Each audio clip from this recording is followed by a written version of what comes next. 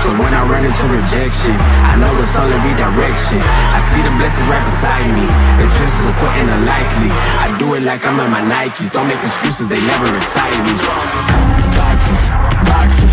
I cannot fit in the boxes. Stop it, stop it. Quitting was never an option. Exhausted, exhausted. This passion is never exhausted. And you cannot stop it. Nah, you cannot stop it.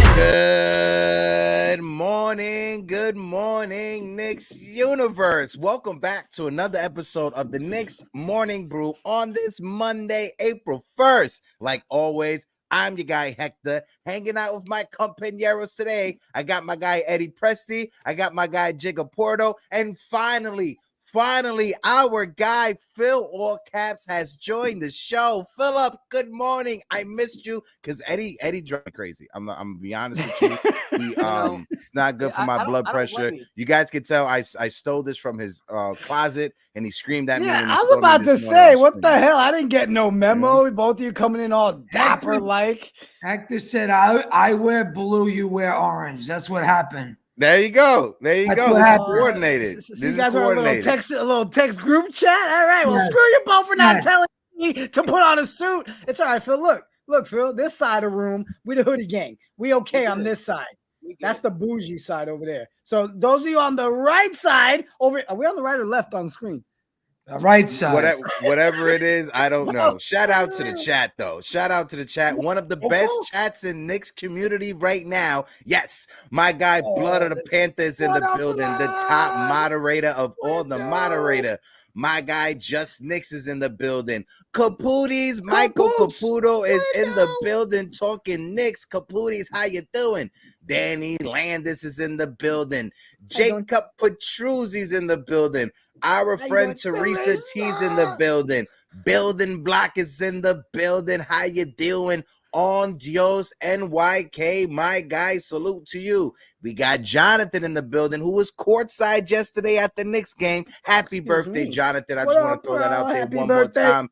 And of course, if you guys don't mind, hit that like button, hit that subscribe button. We got a dope guest. I'll throw it over to my guy, Philip, because the guest is backstage. So Phil can introduce this phenomenal guest that we have this morning. Yeah, so we got a lot to talk about with everything that's going on, especially these last two games.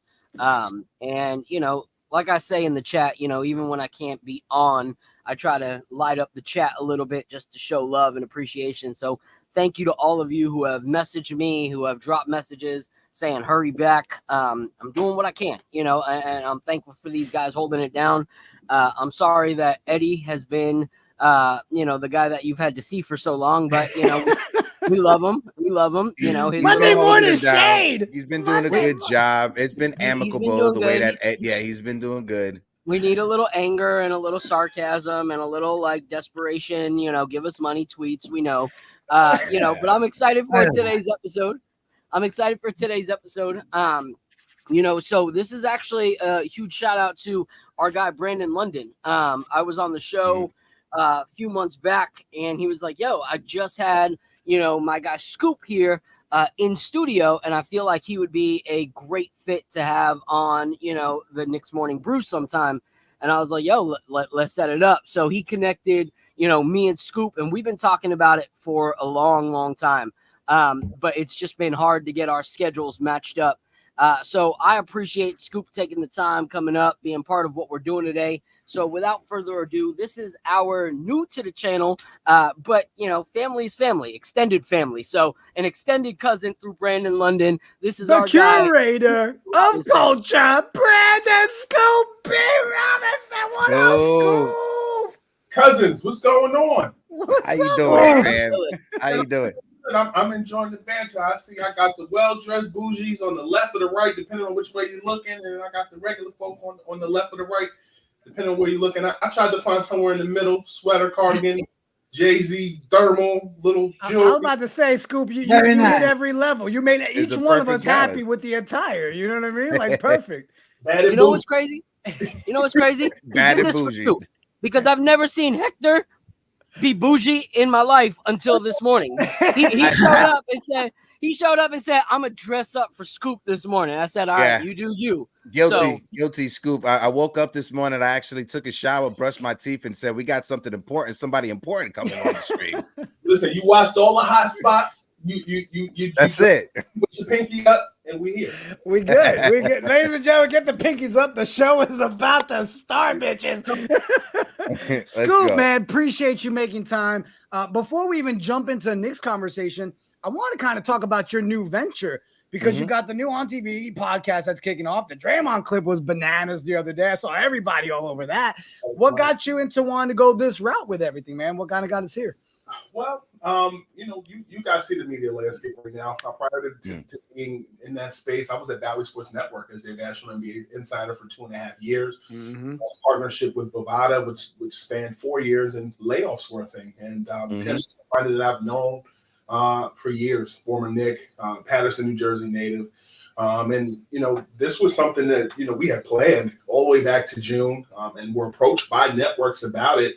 And we went the independent route, but we're still getting calls about that. So, No Nonsense with Tim Thomas and Scoop B is a new podcast that we dropped. We dropped 2 episodes. The first one was with Stephon Marbury, Brooklyn's own, and then Xavier McDaniel, 2 former Knicks. And we just talked about a lot of sugar honey iced tea, and we've been doing a lot of press runs on it as well. On Power 105. The other day, and we got a lot of other stuff brewing. So, No Nonsense on TV is a podcast that is for you guys. Although you have OGs, Knicks affiliation, you will be seeing a lot more content coming out in the coming months. And you can subscribe on all platforms. No Nonsense on TV. On Instagram, you can check out No Nonsense on YouTube. You can subscribe to No Nonsense on TV with Tim Thomas and Scoopy on Apple Podcasts, wherever you get your streaming services. Yeah, but I'm going to say it right now, for those of y'all in the chat, our community, go subscribe now, No Nonsense TV. I mean, I may have the date wrong, but don't we have an Amari sighting coming up this week on the pod? You do. Well, that will actually be separate. So in addition to what with Tim, I still have my platform as well. Scoop B Radio is available on all streaming platforms as well. So yeah, I chatted with Amari Stoudemire. You be up on it. But that interview with Amari will drop tomorrow on my YouTube channel, Scoop B TV. You can check that out.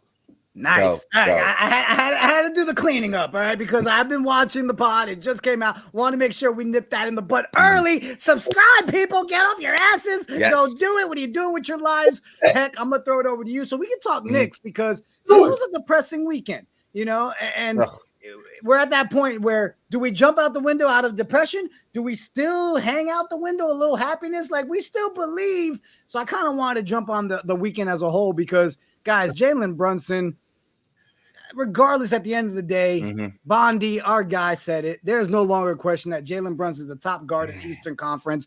Scoop, talk to me about JB, bro. How you feeling? Well, I want to take a step back because in the midst of everybody, if you celebrate enjoying your lamb, your turkey, your steak, or if you celebrate Ramadan, then fasting, however which way you celebrate the holidays that were, there's an 82-game season. And with that being said, you're going to have your ups, you're going to have your downs, but the destination is is the ultimate goal. Unfortunately, missing 11 free throws and then losing by 1. I don't know about you. Math wasn't my best subject, but had the opportunity to, I can say in English, that you had the opportunity to win. If I have any consolation, if you will, it's the fact that you did compete against a team, in my mind, in the Oklahoma City Thunder, who are, in my mind, a contender. And you lost by 1. You're competing in the Eastern Conference against the Bostons, the Milwaukees, if you will, even the Clevelands. And I feel like in this space, playing against Oklahoma, playing against a Shai Gilgeous-Alexander, to lose by 1 and missing 11 free throws, if there's any consolation, it's the fact that you lost by 1 and then Jalen Brunson is still healthy. Ready for Julius to come back. And the OG thing will be what it is. But ultimately, I feel as though the Knicks did lose, but there's some things they need to get better on. And the free throws is definitely their Achilles heels in this instance. What say you guys? Yeah, I'll piggyback off what Scoop just said at the end when it comes to the free throws, because that was a glaring thing. I think it was 6 free throws the Knicks missed in that fourth quarter. That's the game right there, right? And it's easy to sit back and do the whole hypervigilant thing and be like, but what about the referees, and what about this, and what about this, and Jalen Brunson, we're up by a certain amount of points, but why are you sitting him when we need the offense for Jalen Brunson? You can have all those different arguments, and those are all valid points, but it just comes down, you have to play with the game that's in front of you, and what's in front of you, you could control by knocking down your free throws. And the fact that we missed so many free throws in that fourth quarter, that's the big glaring reason we lost. Yes, the referees are atrocious. It goes back to the game in San Antonio. I'm not going to argue against that, but you got to be able to control what you can control, and what players can control is knocking down the free points from the charity stripe. Yeah, go ahead, Eddie. No, go ahead. I just say, listen, Oklahoma City also missed a bunch of free throws. They missed more than us, so I'm just going to say, listen. Where I saw where for me where the Knicks lost the game was they stopped playing defense in the second half. The Oklahoma was 25 of 36 in the second half. That's 70%. And in the fourth quarter, they were 15 of 19 from the field. That's 79%. And Jalen Williams and Josh Giddey were perfect from the field. They were 9 of 9 in the fourth quarter. So if I was to look at last night's game, I will look at the defense and I'll look at the fourth quarter in particular, and that's where they lost the game because they stopped playing defense in that fourth quarter. And to me, that's a problem because that's now 2 halves over the last 2 games, the first half versus San Antonio, and now the second half versus OKC, where the Knicks just decided to stop playing defense. That to me is unacceptable. Go ahead, Scoop. Orange, you glad he spoke his piece? Nailed it. That was a very peaceful response from our guy Eddie Presti. No, Eddie Presti is not angry. Go ahead, Philly. I know you're down to talk on it. Yeah, like Eddie said, I'm not going to use the free throws as an excuse, because yes, we need to nail those free throws. But if we look, they missed more than we did. So they left points on the table as well. If you want to talk about why we lost that game, I would say it's because our guys are gassed, and I'm not going to blame that on Tibbs, like too many minutes this, too many minutes that, like so many people do. The reason they're playing so many minutes is because our bench is complete trash right now, like complete trash. Like if you look at it, the reason Miles McBride has to play 45 minutes, the reason Josh Hart has to play 45 minutes is because you have Alec Burks shooting 25% in a game. You have Alec Burks shooting 25% in a game. You have Bojan shooting 50%, which sounds great, till you find out he only has 5 points. So, yeah, he's able to shoot 50% when he's got 5 points on the night. So our bench has not contributed at all, which has left our actual starters playing ridiculous amounts of minutes in a game, and by that fourth quarter, looking completely gassed. And I don't like to use the whole ref thing as an excuse, but in that last Jalen Brunson play, that was a straight body check. Like, there was straight contact from a side angle of him getting freaking tossed. And I understand if the refs want to let you play it out, but then to call a hand check on Dante for having his hand on the hip of another player, that was horrible. That's just ridiculous. That felt like the 80s. What? Yeah. The 90s. Yeah. You gotta be able to call it both ways if you're gonna call it. If not, keep the whistle in your pocket. Like, you can't pick and choose which way it works. And shout out to my guy Deej, because he made a great point. Deej is very much like me. We're not gonna jump on the soapbox of refs when our team plays like trash. Like that last game, I'm not going to use the refs, even though they were an issue. Not this game, but the game before, because we played like complete utter garbage for a whole half of basketball, like through and through. But in this game, where it's close and we're fighting, and those are the calls that get made, that's an issue. So Deej posted last night and shared it in a space. If you look at the numbers, Jalen Brunson does not get foul calls at all. Like, he doesn't. You look at the actual numbers, and I sent it to Jigga. I don't know if Jigga was able to pull it up here, but if not, I'll share it right here. But if you go on to StatMuse, shout out to StatMuse, all right, you have Giannis Antetokounmpo with 757 free throw attempts this season, okay? Then you got Shai Gilgeous-Alexander, because some people are like, oh, Shai doesn't get calls either. Bullcrap. Shai got 610 free throw attempts. Then you go this year. If I can interject for 2 seconds, and I promise the floor is yours. Someone asked me this. I pop in and out of spaces from time to time. Nets, Knicks, those are the local teams for me. So I pop in and just speak. And the one thing that I said that you kind of you touched on is, number one, superstars, or at least stars that get calls, those are born in the playoffs. And while Jalen Brunson is a name and he's a rising star, in my mind, I think that you will begin to see those calls be more in shape, if you will, beginning this spring. The same way that I believe Shai Gilgeous-Alexander begins to get more calls now. So here's the thing. I would agree with you if I was going down that list and everybody that was ahead of him has had playoff experience to become this star. But when you look, and even Paolo Banchero, who has not done what Jalen Brunson has even done in a regular season, gets way more foul shot attempts than Jalen Brunson, and Jalen Brunson lives in the paint. This is a small guy that always is drawing contact. That's one thing announcers from every single team, if you watch it on MSG or if you watch it from the other team's network, they all say he's got the craftiest way to draw contact. And they'll even say that was a foul. It wasn't called.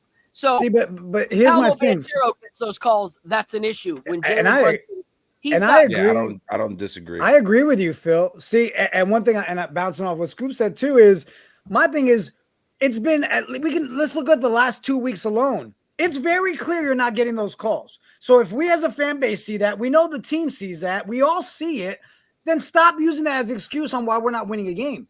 If you're handling your business, knowing you're going up against a team and some refs, go into that game with that mentality. You can't sit there and hope for that call. If you're handling business, that call at the end doesn't matter.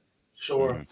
Phil, I like the fact that you push back on that. And in my mind, I respect it. The only thing that comes across my mind about the Paolo part, I think that's a great Exhibit A case study, is his size, and I think 6'8" hybrid guards for small forwards, wingmen.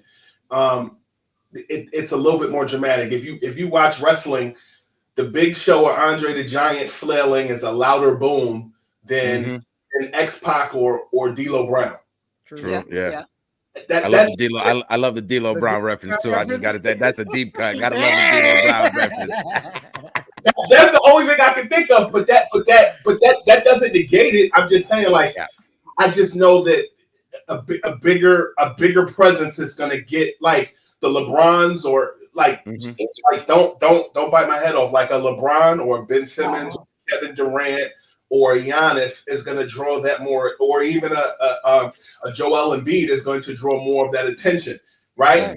But then you have the other cases where you have like a Steph Curry, who is a multiple champion, who I feel like Brunson has that rising star trajectory. Similarly, I've been on record to say that being second generation ball player, being marketable, having the family, all that stuff, you might being injured, or in this case for Brunson, being more, going from the Mavs to coming here. I just think he's going to get those calls. I think Shai, like Banchero, they both they've made noise, and that doesn't negate the Knicks. I just think in the eyes of refs, I'll never be able to understand how they think. Yeah. But I think the biggest thing is the size of the player. What drives me crazy, Heck, is when Phil sent that thing over and I just opened it up again. Phil, I mean, you're standing on business, bro, because looking at that report, I mean, you're talking almost 100 free throw disparity between him and Banchero. That is a big, drastic difference, right? But again, I'll digress. Go ahead. I would say Banchero takes more contact than Brunson because he's bigger and because he's stronger too. So he's gonna get more of those loud fouls like Brandon's saying. He's gonna get the loud fouls, whereas Brunson tries to avoid contact when he gets to the rim and gets hit on the back. And that's what they're not calling. Okay. Banchero's getting hit on the front. Brunson gets hit on the back because he's crafty. Yeah. And like Scoop said, it's because of his size too. You know, if you have a guard that's that size, as you're going up for the layup, if you got somebody 6'8", they tower over you. Exactly. So it's easy for the referee not to catch that foul, but it's easy for them to catch the foul against the big guy, just like Eddie said. And let's be honest, right? That was excellent points that Phil brought up. But when you look at Pablo, he was the #1 pick in the draft. So it's like the NBA, the referees already have to protect him going into the game when it comes to giving him those type of fouls, just because he is the franchise player for the Orlando Magic. But I feel, as like Scoop said, this postseason goes on, you've seen the change when it comes to the perceptions of Jalen Brunson from the beginning of the season to now. Because when you have Jalen Brunson's contemporaries, when you have the other guys in the NBA openly coming out and giving Jalen Brunson his flowers, the national media now is leading conversations with Jalen Brunson in the MVP talk. That wasn't happening in October. That wasn't happening in November. So to see the Jalen Brunson star is finally rising and he's starting to get that respect that he rightfully deserves, I think in the postseason, he should start getting those calls. It's no excuse for him not to get those calls right now, because a foul is a foul at the end of the day. But we all know how referees like to play favorites to, players that are top in the league, media coverage, and et cetera, et cetera. He put up 61 points. Let's not act like he's not having an all-NBA season. So What are we talking about here? I think it comes down to, respectfully, the Knicks. And this is a reunion tour, if you will. Like, whether you're our parents' age and they remember Willis and Clyde in the 70s winning, or if you're us, I think we're all more closer in age than not. The 90s when the Knicks was sharing a level screen with OJ during the chase. I think this is a resurgent season, and I think that most people were looking at the Knicks as business as usual going into the season. So then you recalibrate. You're like, oh, snap. I think if I can use an example that will closely make sense, but it doesn't totally connect, is like the enigma that the Miami Heat were last year. Like, these MFs were literally a play-in team that went to the finals. So if I know NBA people like I do, I feel like until proven otherwise, the Knicks weren't a good team until they were. Mm-hmm.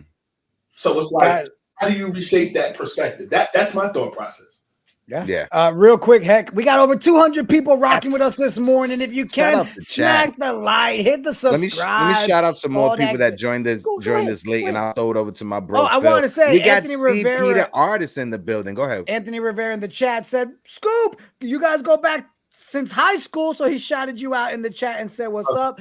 That's our guy, Subway to Shake. Go ahead, Heck. Who else we got in the building?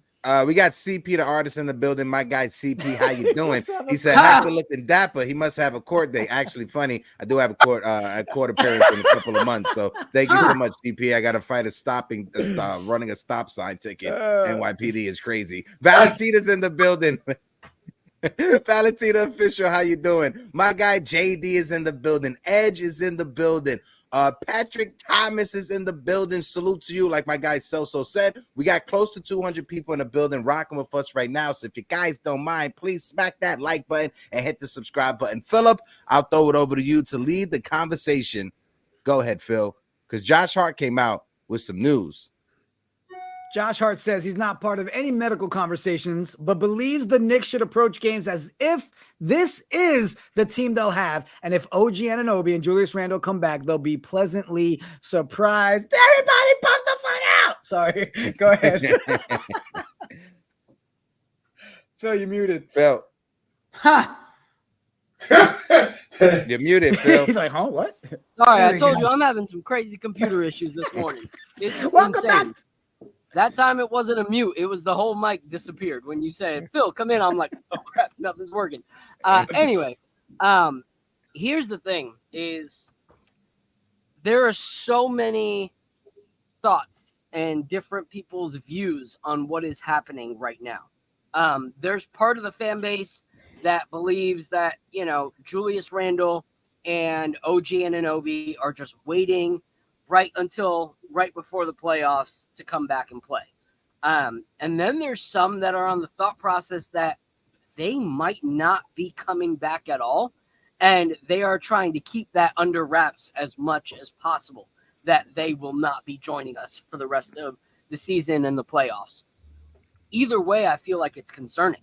Like, either way, I feel like, if they come back right before, I feel like games like last night and the night before are going to continue to happen, where you are going to come down to these crunch time minutes and you're relying on one guy, pretty much, you're relying on one guy to pull it off, because, with the greatness that we've seen of like Dante in some games and the greatness we've seen of other players step up in some games, that's great.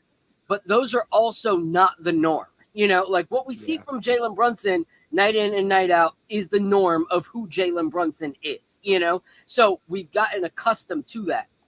But he is the only player that we can say that it is an accustomed thing that, we can expect that night in and night out. You could have games like you've seen Dante, previously where he's breaking records and he's getting 30 plus points here. And then last night have a game like he did last night where he was just very, very ineffective for us offensively. So that is concerning because the more games that we lose, the further we can fall down when it comes to our seeding. And if you look, Wojnarowski announced this morning that as possible this week, next week, the latest, the 76ers are getting Embiid back. So you have all these teams that started to fall in the seeding now getting their guys back with enough games to fight and claw for a better spot. And we still don't have our guys. So my hope is that we do. But if we don't, I love this team. But you put this team in a first-round playoff series, in my opinion, without OG or Randle, and we have a possible first-round exit, and that's disheartening when you're having Jalen Brunson's greatest season, when you're seeing, Dante DiVincenzo turn into a very different player this year. You see Deuce McBride becoming who he's becoming, and to have that all lead to a first-round exit, that would be heartbreaking. So my whole thing is I hope these guys come back. We need at least one of them. I think if we had OG last night, the game ends differently. You have him doing the inbound instead of Dante. You get a little bit of height on that inbound play, and possibly he sees Jalen Brunson a little bit sooner than Dante was able to when Jalen Brunson was completely open underneath the basket. You saw that frustration, but when you look at the play, Dante couldn't see with Chet's hands in his face. So it wasn't that he was late to get him the pass. He just didn't see the pass was there. So little things like that would be different if OG or Randle were back. We need one of them. Hey, Scoop, now that Phil has completely depressed me, save me, help me here, please. Please. So you, as always, you walk the Knicks doctrine home. Hallelujah. What I will say is this: when I look at, so I want to take you to the portion that you talked about, the Sixers. I've always felt like the Sixers and the Knicks have a similar conundrum, similar but different. The lack of Embiid was to the Sixers' detriment. However, in the meantime, the Sixers made a trade that made a series of deals going into the trade deadline that kept them afloat, kinda, but also built from when Embiid came back. Buddy Hield fits like a glove for Embiid because he can hit the long distance three. You look at Kyle Lowry, that benefits Tyrese Halliburton. The same way, in my mind, Sam Cassell in Boston as a player benefited Rondo when they went to the finals in 2008. He often closed games, right? I know this is a Knicks show, but I'm going to get to the Knicks point. Comparatively, when you look at the Knicks and you look at the fact that both Julius and OG were out, you had Dante who can hit the long three. He is a more polished version of OG for that Knicks, or a more polished version of Buddy Hield was for the Sixers and that notion. You look at the fact that you brought in Bojan from Detroit. You brought Alec Burke, who understands the system. In the meantime, you're still having Julius on the men. You're still having OG on the men. I think that those two teams mirror each other because although Julius means something different for the Knicks than Embiid does for Philly, the sum of whole parts is what's going to benefit New York because you need a Julius as well as a Brunson in order to be successful, and OG is that final piece. I take that and I raise you this. From my experience, either covering the league, writing, interviewing, or breaking news, anytime a team gives you a timetable for players' return, it has been my experience that you add about a month and a half longer to that. Because you often want to keep the morale of the fan as well as just the observer what it is. A good example of that is, if you check the stats, you check my history, when LeBron was in his first year with the Lakers and he had that groin injury, that groin injury was very underreported. They were saying anywhere from 2 months or 2 weeks to 2 to 4 weeks. And I said that injury could go anywhere from 2 to 3 months or him missing the remainder of that season. And so when I look at the Julius injury, not the same, but it gives me similar nostalgia in that he's really blanked up. And I don't think they want to put that out there. But ultimately, that injury is something you get surgery for, not come back and just play as if that's normal. I can tell you from inside knowledge that prior to that injury, the Knicks were entertaining conversations for Julius. And the thought process was that he would have an all-star year and that would raise his value and that in turn they could shop him. Ultimately, a lot of things changed in between that. And then ultimately you brought in an OG and some of those other guys, and that injury and some of the other things kind of dissipated. But now we're back at square one. Not only is Julius hurt, but OG is hurt. And now the bench questions are beginning to arise. And I think that's where you look at the future. Does OG have surgery? Do we still trade OG? Or excuse me, does Julius have surgery? Do we ultimately ship him? Do we revisit conversations about DeJounte Murray? I think DeJounte Murray would fit like a glove, but I also don't think you should necessarily trade your talent away just to appease winning now if that doesn't equal a conference finals or a championship appearance. Who were some of the names that they were going after for Julius? DeJounte Murray was a name that I was hearing, and so too was straight up. I was hearing conversations between the Knicks and the Hawks concerning those two straight up, but I was also hearing conversations about the Chicago Bulls. I was hearing conversations about any iteration of DeMar DeRozan as well as Alex Caruso. I was hearing both. For Randle? I was hearing that, yes. Wow. Yeah. Oh, I would like that. And what's concerning about that, like Scoop just said, now in the offseason, that type of injury, if you look it up, it's a 6-month recovery time, and that's the bare minimum, right? So if we were to go into the offseason, if Julius Randle doesn't come back, knock on wood, hopefully he does, but if he doesn't, and if he has that surgery in May or in June, he's not coming back till January. He's not coming back to close to the trade deadline. So how many teams are going to be willing to try to trade for Julius Randle, knowing that he's going to miss half of the season already? So that right there, it hamstrings the Knicks and their front office. So hindsight is 50-50. I know I would have right now before this, we would have rather Julius Randle had that surgery back when the injury first initially happened. But when you're seeing it right now, if he does come back, I'm very skeptical. But if he does come back, he may. Is it going to be worth it? Because he may compromise himself more than anything instead of helping this team. And that's how I look at it. I'm no doctor, but just going based upon my experience in the field and seeing, how things are disseminated versus what it could be on the inside, my gut tells me if I'm Julius, I'm not risking my health in the short term when I have long-term aspirations. That's just me. I mean, for me, you know, obviously everybody on this panel knows I'm the big Julius Randle stan out of all of us. I love my 30 jersey. I'm always rooting for Julius to come back. I think I'm just numb, Scoop, at this point when it comes to New York sports and injuries, right? As a Yankees fan, as a Jets fan, like when it comes to injuries, I don't believe shit anybody puts out there. Okay. I'm like, they're not tricking me because I don't believe shit they're saying anyways. I think the downside for me, I've said it before, is if we do go into this offseason knowing that he's going to get the surgery, it's like, why did you delay it so long? You know, if you really knew even a hint of, hey, we're not even going to get him at 70%, even if we come to the playoffs, because let's be real.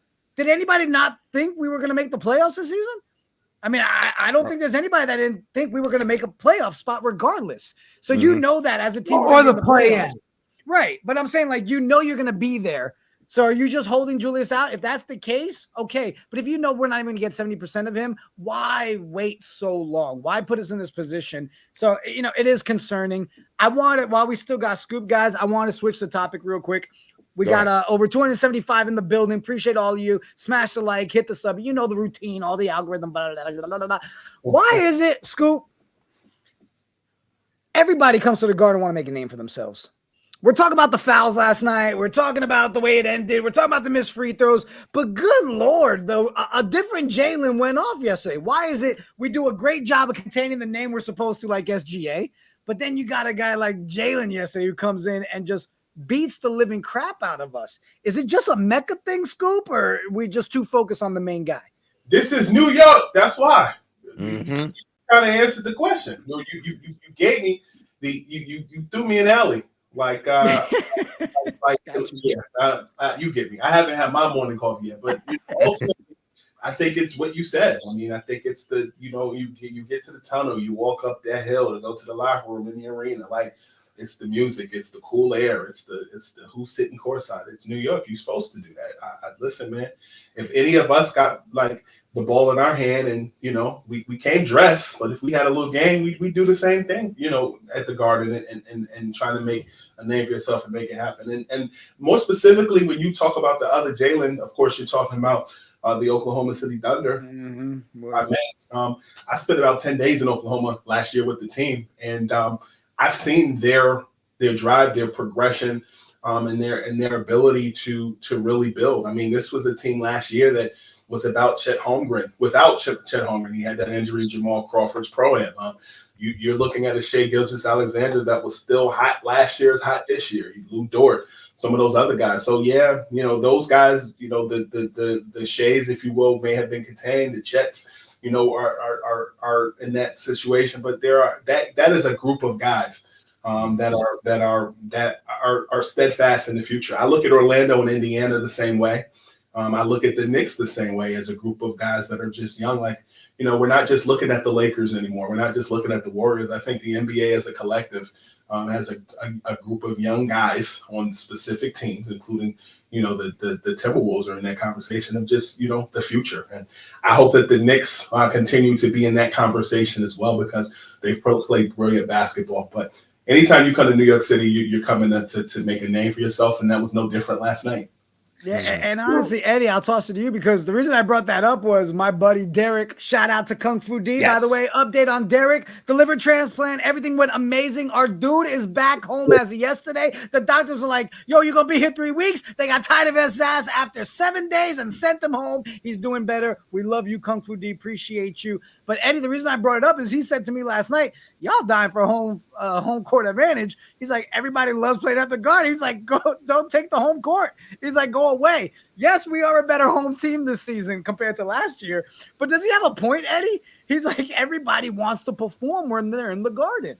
I was going to make a joke, but I'm going to shut my mouth about what the joke I was going to make. I might get in trouble. So I want to ask Scoop a question. Scoop, I know you're a big NBA guy. You cover, you know, everything. You're not just Knicks. Give me your top 5 teams, 1 through 5. Who do you think are your top 5? Currently? Correct. Do they have to be in order? Can they just be top 5? No. They don't got to be in order. Yeah. Okay. Top 5 in the league currently would be Oklahoma, Minnesota, Boston, Milwaukee, Denver. and Denver. Okay. And the follow up, how far are we outside that top 5? I think y'all currently 6 or 7. No further down than 8. Okay. I think after last night's win, clearly OKC's in the top 5 after last night. I mean, Stevie Wonder could see that. Very true. Listen, all year, and I'll be honest with you. Like, listen, I understand the Knicks are in New York. I understand that the Lakers in Los Angeles, and even the Warriors are in where they are. But like smaller market teams, to me,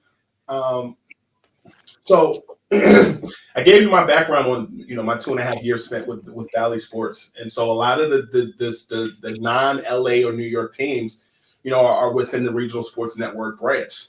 That being the Indianas, the Orlandos, the Oklahomas. I don't think Atlanta counts as a small market. They're just not New York and LA, and there's nothing wrong with that. But when you're talking about like smaller market teams, I think the finals last year showed you that smaller market teams still do exist. The Denver Nuggets are the reigning champs. And I think as much as they're the reigning champs, Jokic, KCP, Aaron Gordon are not talked about in the same vein as even, a Harden, Kawhi, and Paul George situation. The only thing we hear about Paul George at this point is he hit 8 threes. Brandon Miller cracked him one time on the court. And the 76ers, other people have reported that, they have some interest in him, should he fall and not, resign. But when you look at the smaller market teams, I mean, the finals in many people's minds were boring because you had Miami, even though that's a dope city, and Denver playing. And it's like the Knicks are there, but I say this, and I've said this about the Lakers. LeBron James is not going to the finals every year, and that's okay. But because he plays for the Lakers, there's like this pressure that they have to. And I think the same applies to the Knicks. Like, it's a great story. Anytime you have the Knicks in and going in deep in the playoffs, or even making the playoffs, I think that's a great story.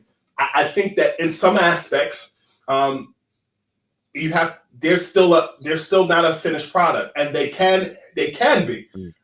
But I think ultimately it comes down to health. It comes down to who they may add. I think gone are the days where people are saying fire Tibbs. I remember that being a thing for a while. But ultimately, I think the Knicks are nothing to turn your nose up at. And there's still some games left in the regular season, and we waiting to see if they get healthy. Will it be the Embiid effect with Julius? Time will tell. Scoop, just want to respect your time because I know it's 11:44 right now. Are you able to rock out just to 12 o'clock? We'll have a hard stop with you at 12. Is that cool? Just want to respect your time, brother. Man, I made myself available. You got me till 12. I appreciate you. Real quick, Hank, we've got 275 in the building, and someone decided to buy us a coffee. Have no fear. We in the playoffs. Appreciate you. I think it was Valentina because she said, go ahead. Yeah, she said, go give my coffee to Scoop. So she brought a coffee to give it to Scoop. So I want to ask you, Scoop, and I'll throw it over to Phil afterwards. We know you got that podcast coming out with Tim Thomas. Have you spoken to him about like what is it like being an athlete playing in New York City? Have you spoken? And of course, you cover the NBA, so a lot of us fans that were on the computer screaming at the internet saying we could be better than that, we could set a pick better than that. What's it like from the athlete perspective, people that when it comes to playing under the spotlight of New York City? Well, I think somebody like Tim, who grew up a Knicks fan, it's a dream come true. I mean, this is a guy that was drafted by the Nets and was part of the trade, or was part of the draft day deal that ended up shipping him to the Sixers for Keith Van Horn. And so he never got the opportunity to play for the then New Jersey Nets, and then he gets the opportunity to play for the New York Knicks. It's like dope. You get to be around a lot of family. Again, we're 2 episodes in, so like the first episode, we had Stephon Marbury on, and we discussed. We discussed things down to like relationships with like platonic relationships with like rappers. How, if you remember when Stephon and Tim were both members of the Knicks, that was back when Fat Joe and 50 Cent had their and Tim and 50 Cent are very intertwined, and Fat Joe and Stephon were very intertwined. Stefan was in a music video with Fat Joe and Big Pun and Kenny Anderson back in the 90s, late 90s. So just talking about not just playing for the team, culture that was around it, them being from local, being, local products at large. Those are conversations we've had, kind of off air. Tim and I, our relationship actually spans. He was drafted in 97. I began my media career in 97, doing radio as a kid. I did a show for 2 years with Albert King and Evan Roberts, who at the time was a kid like me, Evan Roberts from WFAN. Shout out to Evan Roberts. So, it's kind of just reminiscing that way it was like. Well, I think Scoop froze. Can you hear me? For a second. You're all right, you're back. In that, brother. I thought you were saying something, so I paused. I wanted to give you your time to shine. Everybody had that dead moment. We all were like, the shit is going on? But quick off-topic question. Did Evan Roberts lose his job? Any update on that? Did you guys see that shit? Yeah, I saw it. He was back on. He's good. I think he's supposed to be back on today. He went to opening day. It was a joke Spike between like called him him, and why aren't Spike. you at work? Yeah. And he didn't show up for work. It was hilarious. Wait, what happened? Y'all were talking. Say that again. All right, so what happened was the Mets opening day was Friday, right? Evan Roberts is a big Met fan, so he went to the game, and then Spike called him while he was on the air, like, why aren't you doing your show right now? And he's like, I'm at the Met game, and he was like, let's see if you have a job on Monday. But it was all just the work on the radio, all jokes. Okay. I got you. Yeah, Spike Eskin, I actually bumped into him we know each other from social media. I actually bumped into him in Philly. He rang the Liberty Bell at a Sixers game, and yes, he came up to me. He's like, "Scoop." I'm like, "Wait, oh shit, that's Spike." I think it's so cool that we're in a day and age where you can be from one place and then work at another place and then return back to that place. And Spike has a long history with Philly and growing up there. His dad being a radio legend in the area, and then you look at somebody like Evan. Not only is he a Mets fan, but he's also a Nets fan. And seeing his trajectory from us being young kids all the way to now, him, being, or working with Howard Stern, I believe, at a point, and just, people following their dreams. You guys doing the same thing with your show and definitely building up a strong following. It's cool to see people doing what they love, living within their calling and utilizing their gifts and bringing a strong community of folks together. I have to give kudos to you and everybody else, and even people supporting for rocking with us for this whole hour. Yeah, appreciate that. I mean, for some reason, we've got over 300 wackos with us this morning. They love rocking out with us, talking all things Knicks. So listen, while we still got Scoop, how far can this team go as is if we don't get Julius Randle and OG back? I don't think the semis is a bad thing. I think the semis is a start. Second round? Yeah.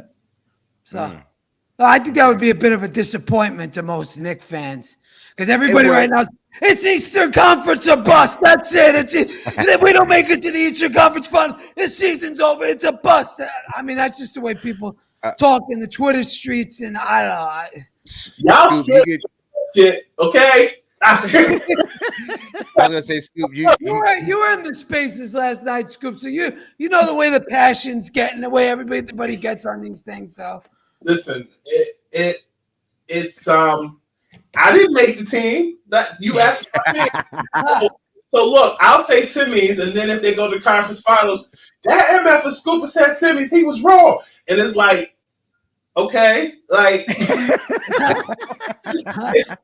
the winners still do. Like at the end of the day, I think the Knicks again have exceeded many people's expectations. But I also understand the fabric of New York. I understand the disappointments.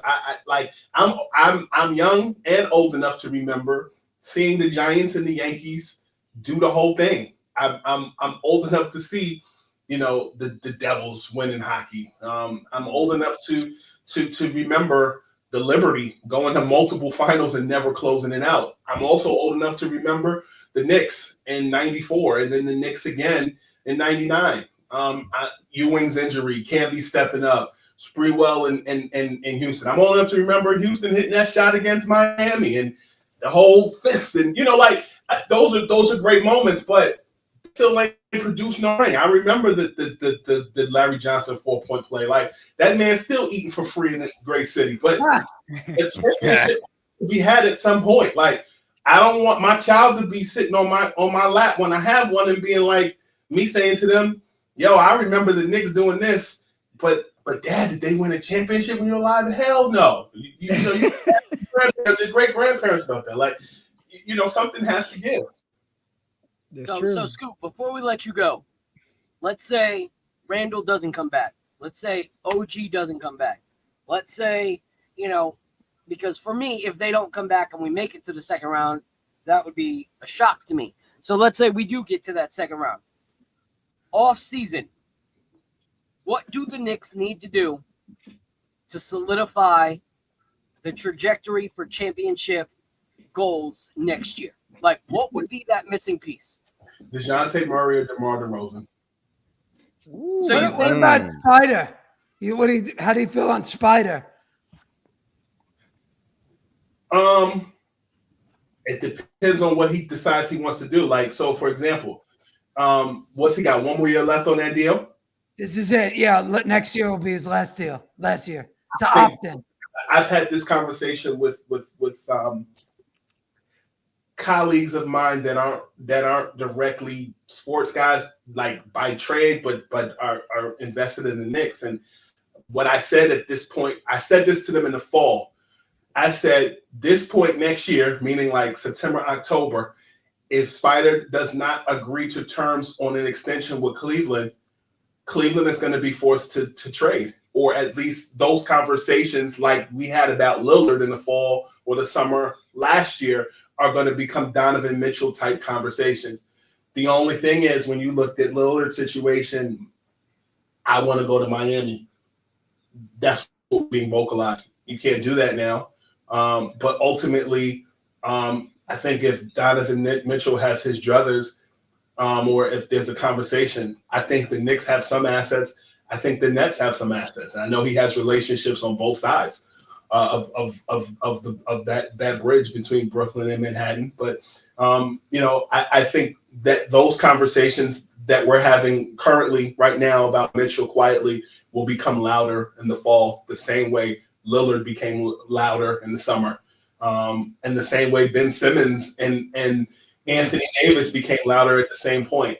I know Donovan, and I know Donovan is a pretty low-key guy, and he's not trying to draw too much attention. I think he wants to get it done. But I think in this whole conversation that we're also having about Donovan Mitchell, I also think we have to give the Cavs their just due, because they've been consistent at points this season without Donovan. So the other portion of it is we have to see what the Cavaliers are going to be in the playoffs also. Yeah. Mm-hmm. That's a great point, Scoop, because a lot of people were literally talking about that team looked pretty solid while he was out. And it's not just one time this season. There was that whole run they had for like a good 7-8 games without him, and then he got the nose fracture. So the team does produce when he's out there, but when he's not there, they seem to be rolling pretty well. Yeah.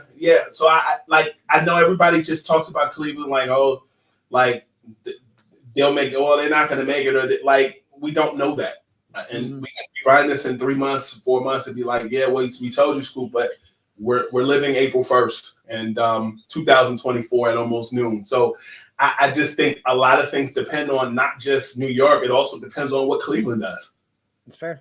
It's fair. Well, one final question for you, Scoop. Is there a world where Mikal Bridges can ever come to this team, from the Nets? I have to ask it. Because a lot of people on Knicks Twitter, it's all we talk about is Mikal Bridges, because the fit, because we see the commercials, because we see the chemistry behind the scenes. Is there a world where this can ever happen? Basically, can you get Evan Roberts to convince the Nets to trade him to the Knicks, please? Because since you know him from back in the days, por favor. I mean, I'll send him a message, but I think this whole intra-division trading thing is I think you don't see it often. You did see it with the Nets, with ultimately shipping Ben Simmons and James Harden, but you got to. Philly is a lot further from New York. Manhattan and Brooklyn, they're they're first cousins. So, I mean, what you offering? Are you coming with? Are you okay? So if you're the Knicks, and this presupposed deal were to happen for Mikal Bridges, who are you sending from Manhattan to Brooklyn? It's going to start with probably 3 or 4 picks, easy right off the rip. They need them. Okay, so it would start with probably. I would do maybe 2, 3 unprotected, 1 protected. I'd try to throw them Mitch because their center is going to be up because he's going to be a free agent. What's his name? Claxton's going to be a free agent. I'll start with Mitch and I don't know, maybe McBride or something like that, and see if he could get it done. I don't know if they'd do that deal, but, I would try to do something along those lines. It depends. I don't know if they'd take it, but. If I'm the GM of the Brooklyn Nets, and maybe Phil will give us his imaginary trade scenario. If I'm the GM of the Brooklyn Nets, I'm starting the conversation with 5 first-round picks. 4 of them are unprotected, and that's just to start the conversation. That should make you. Well, that deal will get done. That's just making me pick up the phone. Phil, what's your thoughts if you're the GM of the Nets? Oh, okay. He's muted. Go ahead. Yeah, go ahead. His I'm sorry. Well, what do you think? What do you think would be in this imaginary scenario? I think that's difficult because you're getting it from a Knicks point of view of just picks. I think the Nets are looking at this as a star. I know that at the deadline, and I said the Knicks, I meant the Nets. I know the Nets are looking at Bridges. Pardon me. I know the Nets are looking at Bridges like a star. I know that the Nets have at least entertained conversations with the Rockets as well as other teams. And I think that the Rockets and the Nets, or at least a net and the Rockets in Claxton will at least listen to conversations this offseason. But I think ultimately for Bridges, I think the Nets are very high on him and they want to build around him. So I'm not sure that would work. I know that would be great for Knicks Villanova folklore, having gone to college on the main line down the street from Villanova, and Tim being a Villanova guy. I understand how much Villanova is held in high regard at 2 Pennsylvania Plaza, but I'm not sure that particular Wildcat in Brooklyn would necessarily come off of just picks. I think that they're wanting a name to go with that. Yeah, I don't see it happening as much as I would do anything to have Bridges. Like, if you look at it, that's the kind of player that you fight for, that you try to go out and get. This is a player that they stumbled upon. Like they traded away the dumpster fire that was, Harden and Kyrie and, Durant, that whole dumpster fire there. And they ended up getting a Mikal Bridges who they can build upon. They have enough young players that they can trade to get other players around him. That's the kind of player that you trade if you're at the end of your rope and you can't get better and you have to move on from them. Not someone that you stumbled upon, and then you still have guys like Cam Johnson. You still have Dorian Finney-Smith. You still have other players that you can package to build around Mikal Bridges. So Listen, I don't really feel moving them. If I agree, and if you want Bridges, you better move some tunnels because nobody wants to be QE happens in.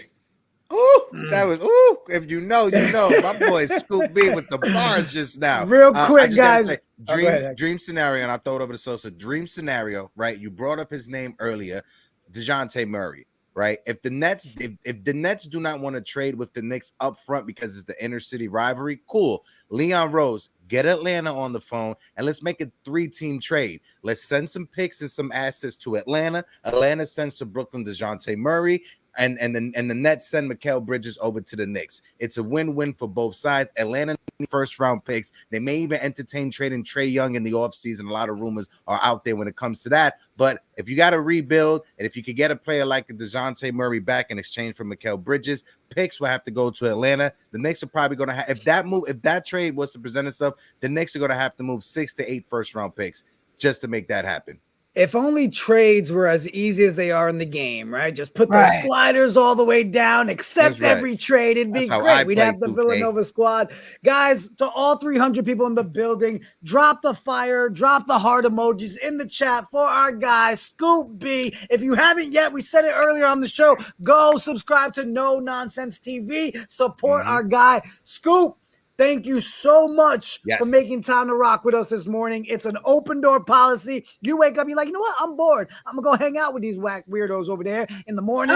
Feel free to hit us up anytime. We thank you so much, Scoop. Hey, thank you for the opportunity to be myself. And y'all aren't weird. Y'all just passionate about your team. Looking dapper, fellas. Appreciate it. Let's give a round of applause for our guy, Scoop. We'll keep in touch, bro. Have a good one. I'll talk to you soon. All right. So I just got word. Go ahead, Phil. I just got word that today's Mitchell Robinson's birthday. It is. I was gonna bring it up. Mitchell Robinson. Yeah, shout out to Mitchell Robinson. Phil, start singing, Phil. You got how many days on the injured list are you? How many days on the injured list are you? Phil walked in. Are you gonna get fucking hurt again? Yes, you are, cause you always get fucking hurt. Oh my gosh. Phil was the lead singer for his band. Phil, lead the vocals. It wasn't that kind of band, but CJ. Krista just walked in and she goes, Feliz in tu día. You know, so first of all, hold on. I just gotta say that first of all, when I was there and we was all together at the Airbnb, it was both Celso's birthday and my girlfriend's birthday. So we're singing a happy birthday, and then at the end they started singing that song that Phil just mentioned, and I was like, "What the?" I literally thought I was like, I got kidnapped by a cult. I was like, in all in unison, everybody the same word. What is going on? Yeah.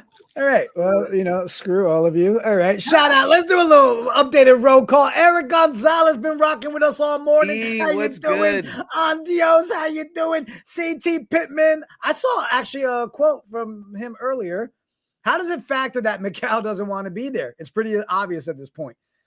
That's fair to say. I mean, I still think it's a pipe dream. Who else? Kung Fu D, we shouted you out earlier, bro. Glad you're home. JJ's in the building. Mario's in the building. Appreciate you. Nostalgic Nick. CM67. Mikal has come back to earth. Facts. Yes. This will be 2024 NBA champs. I did it. I told you I was going to change it every time we see him. We could have had either Mikal, SJ, or MPJ, but we chose Knox. Ouch.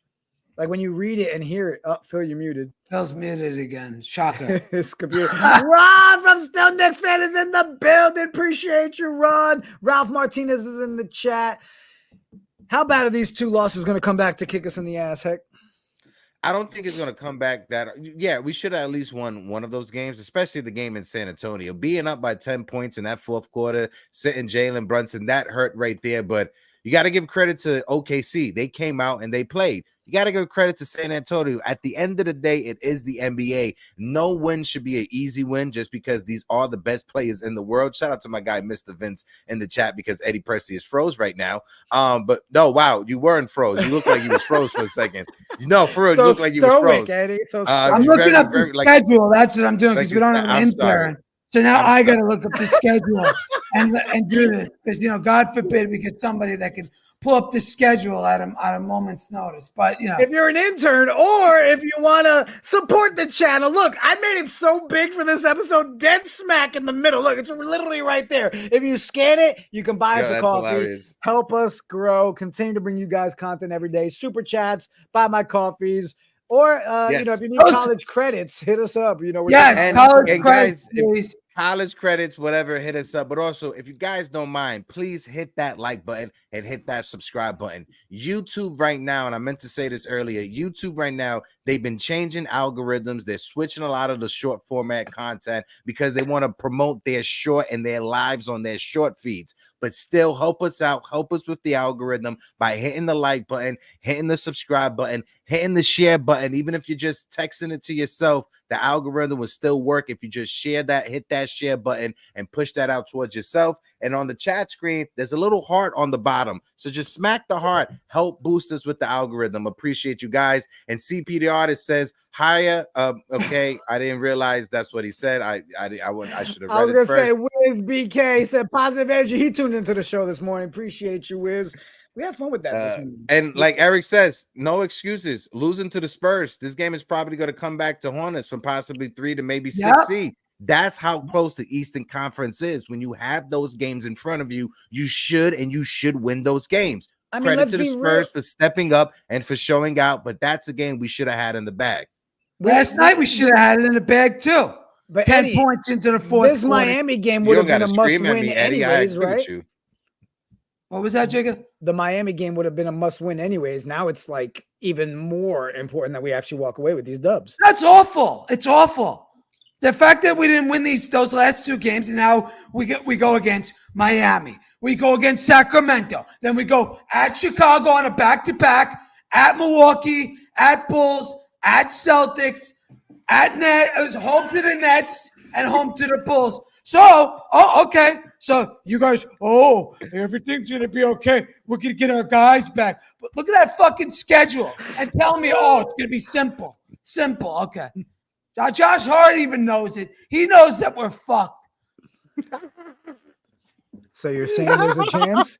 Yeah, the chances of us getting to the fucking play-in if we keep this shit up. Okay, so we have Buy Me a Coffees. Now we're going to have Buy Me a Hugs. And they're going to go Eddie. Phil, you've been gone way too long to give me a hug. I don't want your hug. No. I want this team in the 3 seed, damn it. A 3 seed. Man, here's the problem. Losing the game last night wouldn't have pierced so hard if we didn't ruin the chance of winning that San Antonio game. Like, last night would have been, an upset, and we would have been bummed, but we would have been like, dang, we were within one of the best team in the Western Conference right now. But losing back-to-back games, that one would have redeemed us for losing that Spurs game. But instead of redeeming us, it took another win from us where we could have got back into that 3rd seed. The last 2 games, what's been frustrating is every other team in the East did us a favor by losing games that we needed them to lose. Yet we didn't capitalize on it by also losing those games. So those teams served it up on a golden platter like, hey, you need us to lose to get higher in seeding? Yep. We'll lose for you. And then what did we do? Hey, thanks, but no thanks. We're going to lose as well. So that's the unfortunate part, is that we've had opportunities that if we would have won those 2 games, it would have continued to make the difference that we needed in that seeding. And so that's frustrating because we lost those 2 games. And so if we would have won both of those, which were very, very tangible, we would have for sure gotten that 3rd seed and had a little bit of cushion. We would have been up a full game against the Cavaliers instead of now still being behind the Cavs. So, go ahead. Well, I was just going to say, from your lips to God's ears, Ralph, Knicks front office, yes, so secretive and unpredictable. Watch Mitch, OG, and Randle come back 5 games before the playoffs. Go ahead, Eddie. I'm just going to pray on that one. You go right ahead. Look. Bring us the positivity that you've been bringing on more than Eddie. Well, it starts with the bench. The bench now 2 games in a row has been doubled. The other team has doubled our bench total. 2 games in a row. I think it was 19-38 versus San Antonio, and last night it was 18-36 OKC. So again, that's a glaring problem. The second glaring problem is that the Knicks do not have a second option. Okay, Dante DiVincenzo, Miles McBride, as good as you've been this season, you guys are not second options. The last 2 games, if that screamed anything, it screamed we need a second option. When Brunson goes for 61 and he's 2 for 9 to end the game because he's fucking exhausted, and he was fucking exhausted again at the end of last night's game because he took that last shot, and that last shot was not his shot, okay? He could have got a better shot. Those 2 games screamed to me, we need a second option, and we need it very, very soon. And if you guys, I know you guys are with me on this. I know you guys are. Yeah. Yeah, I may joke around and stuff like that, but I'm with you on that. But I just wanted to say, as I'm going to joke around one more time, my guy on Dios NYK, he is the king of positivity. He is the mayor of Happy Town, and you got my guy, the press. I'm used to getting messages from on Dios NYK every morning with just positive energy. I'm going to wake up to a text message from him tomorrow telling me to go fuck myself because you poisoned him, Eddie. You poison on Dios, Eddie. I'm gonna text you in the morning and give you my words of encouragement for the day, Hector. All right. I don't want that. Oh, life is all sunshine and rainbows. It's all good. Shout out to my guy. Stop in the garbage. chat. The fucking king of garbage. Give me a fucking break. What up, my guy? State. Hey, we international, baby. You think Julius Randle's coming back soon? Best regards from France. Hey, how you doing? Fred, France in the building. Salute to you. Salute Fred, to you. I hope so, man. I hope so. Listen, we're not gonna be that show that speculates and gives you fake news. I don't. Yes, guys, I don't. Julius, Fred, tomorrow. I don't, because we've been watching videos for weeks upon weeks, even months. Like when Kendra, posted that video of their son, probably over a month ago, where he was like, he's shooting threes. Why is dad not coming? Like, why is dad not playing? Why is dad not playing?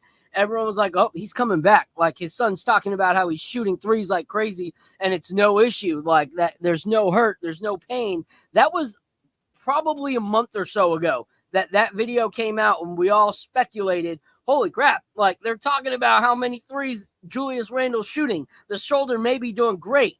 All of a sudden, here we are again. Oh, Julius is now traveling with the team 3 weeks ago. That means he's going to come back soon. Still nothing. Like, so I'm having a hard time having that kind of faith, because every time I have faith that Julius may be coming back, and I see the Twitter posts and I see all the speculations of this could be the week, and then I see Joel Embiid come back before without all these speculations over and over and over again, but he just came back. It makes me go, crap, this could be bigger than we think. Like, I don't think that the front office made the decision to not have surgery was foolish, because I do believe that they thought that he would come back.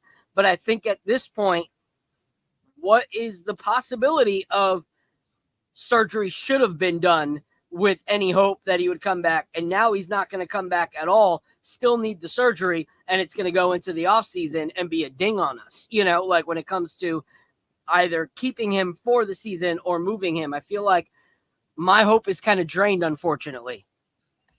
I'm going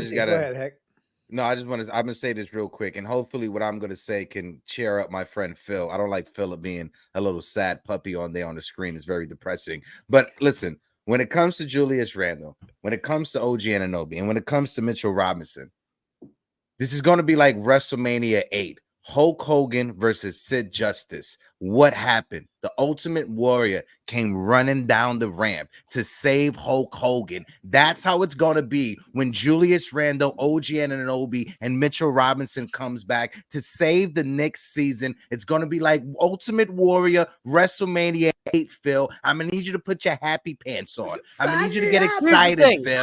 I'm going to need you to change that attitude. I'm going to need you to take it. Listen, we all grew up watching the Care Bears, my guy. I'm going to need you to take a dose of some Care Heart and some Care Love and wake the fuck up when they come back. That was my era of WWF. So yes, that would be amazing. However, what I feel like after all these things continue to spark up and it gets further and further and further, I feel like we hear the music, we get excited, we look to the curtains, and all of a sudden, Dink and Doink, a.k.a. Bogey and Burks, come running out down the lane, and that's our backups. So I am sorry. Right. I am not excited for Dink and Doink right now.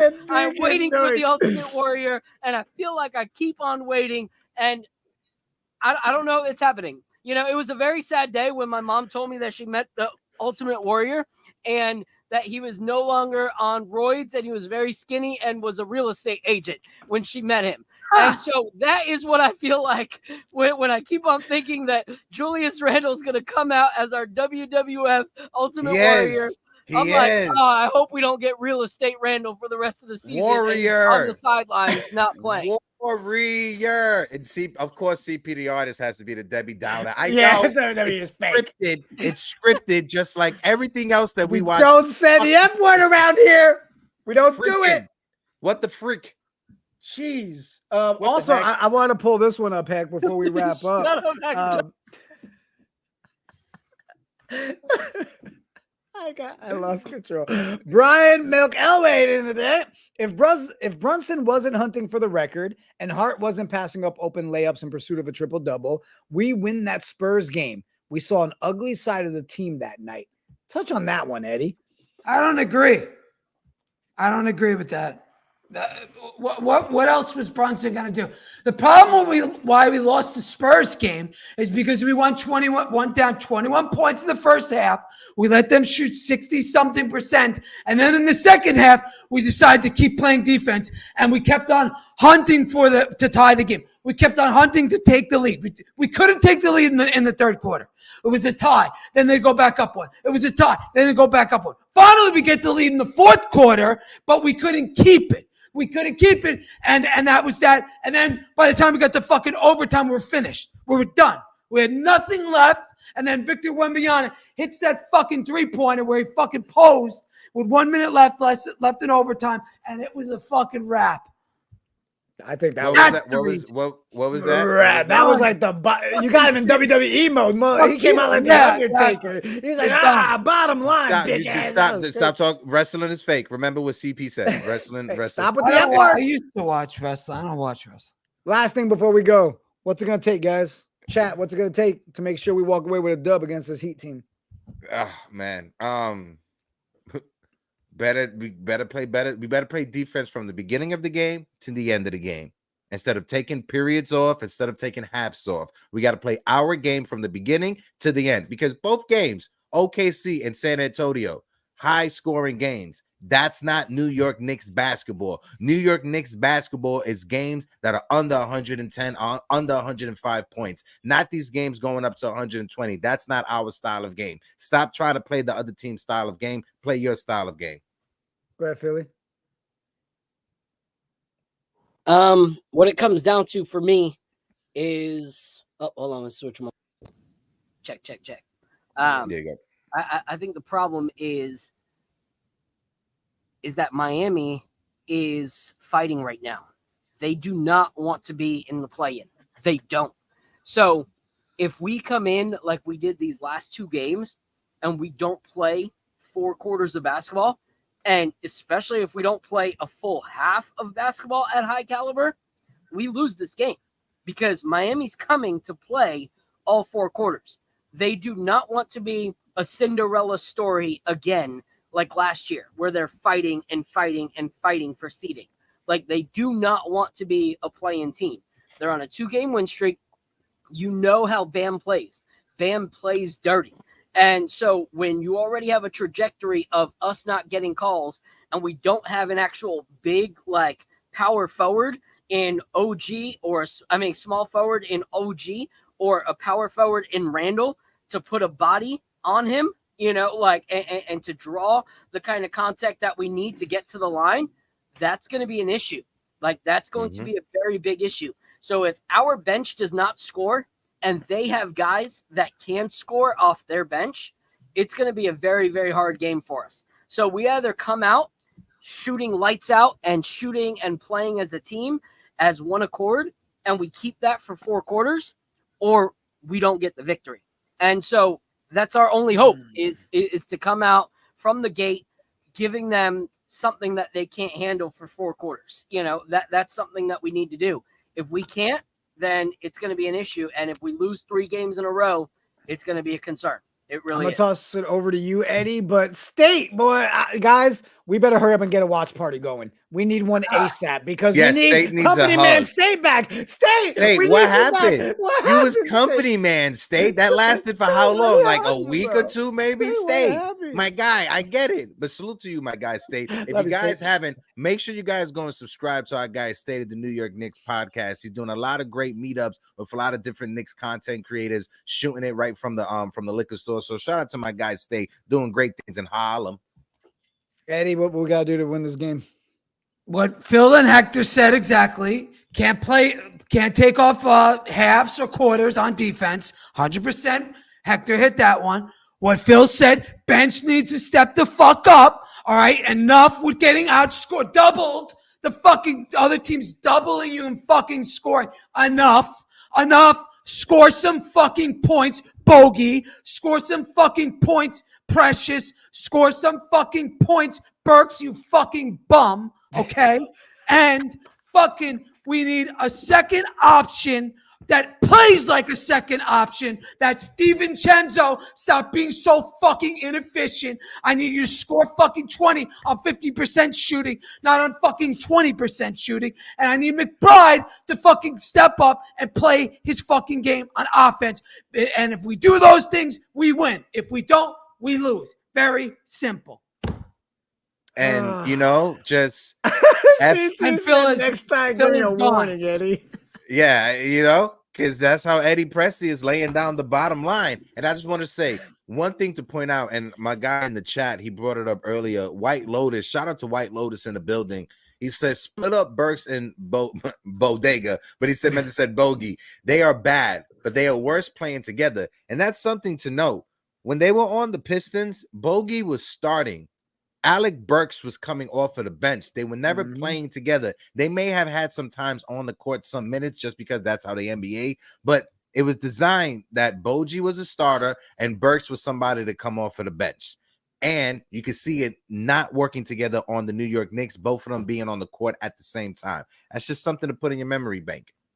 Shout out. So shout out to our boy Dexter Henry. Appreciate the invite last night. Let me go on there post game, New York Post and SNY. And I said it last night, guys, right? These last two games, perfect examples of not starting off fast and seeing that team that we've gotten used to. We need to come out quick against Miami. Shout out to all 385 plus people in the building with us this morning. Love you guys for all rocking with us. Later on today, guys, 5 o'clock, we got the Yankees pregame report with your boy Hector. We got our boy Damian Serrano. We've got the Jets evening brew tonight at 9 p.m. Myself, Gunny, and Abby. Appreciate everybody locking in. Those of you this morning, we kicked off our morning show. Appreciate those of you that rocked with us this morning. What? What? Should I give a sample? Don't give him a sample. No. Appreciate everybody rocking with us. And on that note, deuces!